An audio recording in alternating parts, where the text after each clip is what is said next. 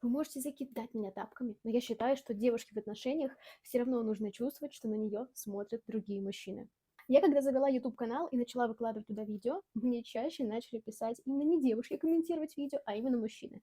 Писать о том, что я очень красивая, у меня красивые глаза, даже с прыщами я выгляжу мило, ну и миллион других комплиментов. И даже когда ты идешь по улице, тебе хочется чувствовать на себе взгляды мужчины. И я считаю, что мужчинам тоже нужно чувствовать, что на них смотрят другие девушки.